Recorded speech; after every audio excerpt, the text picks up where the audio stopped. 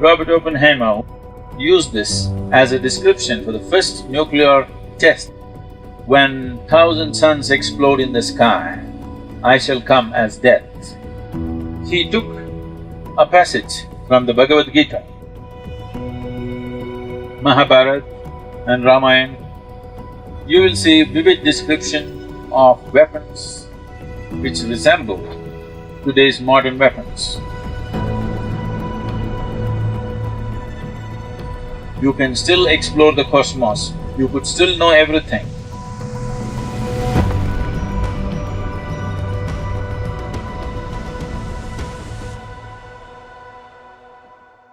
If you look at the sciences as we know it today, they are full of explanations, but never ever addressing the most fundamental aspect of creation in any sense. Explanation for what is already there, and those explanations keep changing every 5 years. And a new set of people will get Nobel Prizes. I'm not trying to make fun of science as a whole. It's a fantastic exploration, no question about that. Today, the top scientists in the world have fully realized that this is not the way. They are openly saying that it is not only that we do not know, we will never know, but knowing tidbits about creation itself will bring enormous amount of benefit to humanity, no question about that. But benefit to one generation and extinction to the future generations, a very short-sighted benefit. You will see in Puranas, Mahabharata and Ramayana comes under the Purana culture. You will see vivid description of weapons which resemble today's modern weapons. They couldn't have just made up something which did not exist, the concept of it which did not exist a few hundred years ago. And you will be surprised, Robert Oppenheimer, who is considered as the father of modern nuclear weaponry, when the first nuclear weapon was tested in the United States, in Los Alamos, he took a passage from Krishna, from the Bhagavad Gita, and he said, when Krishna spoke about this, he said, when 1,000 suns explode in the sky, I shall come as death and shall shake the world. So he took this passage and used this as a description for the first nuclear test that happened in the United States. Because the same thing was spoken almost 5,000 years ago by Krishna. So why I'm going into this is, these aspects of physical sciences were explored and were rejected, are not the way for the humanity. If you go this way, this is a way of destruction, this is not the way to go. So they turned the whole thing into a mystical dimension where a human being can expand and explore limitlessly without causing any damage to anything around him. Without disturbing any life, you can still explore the cosmos, you could still know everything. And fundamental longing within a human being is, he wants to expand.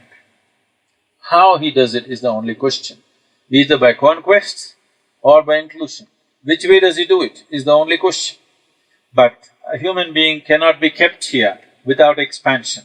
So, when we talk about mystical dimensions, we are talking about looking at life, exploring life in a completely different direction and dimension.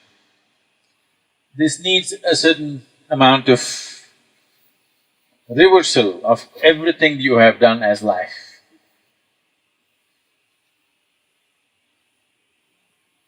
If I say your life, you will immediately think your job, your business, your family, your husband, your wife, your children, your friend, and many other things, isn't it? Very few people, only if I put a gun to your head and say your life, then you understand what's life. This is not a party, this is not a job, this is not money, this is not home, this is not children, this is not this and that. Life means this. What makes life is not your local train coming on time, airplane taking off on time, your cell phone working, something else happening, your bank account clicking. No, what makes life happen is just this: the soil, the rain, the breeze, the mountain, the tree, and what beats here, what pulsates within this every cell in this body, and above all, the intelligence behind all this. If we want to explore something else, then we have to rejig ourselves a little bit. Rejigging ourselves may not be our idea of fun, but I want you to know one thing: the only and only thing, knowingly or unknowingly, that you're aspiring for is to become something more than what you are right now. You will never become anything more than what you are right now, unless your perception is enhanced. By increasing your bank balance, you will not become more. That's only in comparison with somebody. Unless everybody is little poorer than you won't feel good having $1 billion. Yes or no? Suppose everybody in the world has $10 billion and you have $1 billion, are you happy? So $1 billion is not going to do anything, it's only the social comparisons. Anything that you may have or you believe you have achieved in life will not mean anything unless there is somebody to look down upon, unfortunately. Please see this. Yes or no? Yes. The only thing that will matter is your perception is enhanced. You are experiencing more life than you were experiencing yesterday. For this, you don't need anybody's comparison. How somebody is experiencing or not experiencing is not even an issue. If you're experiencing something more than what you were experiencing yesterday, this day is a blessed day and it's a fulfilled day. Ultimately, that's the only and only thing that fulfills a human being and nothing else.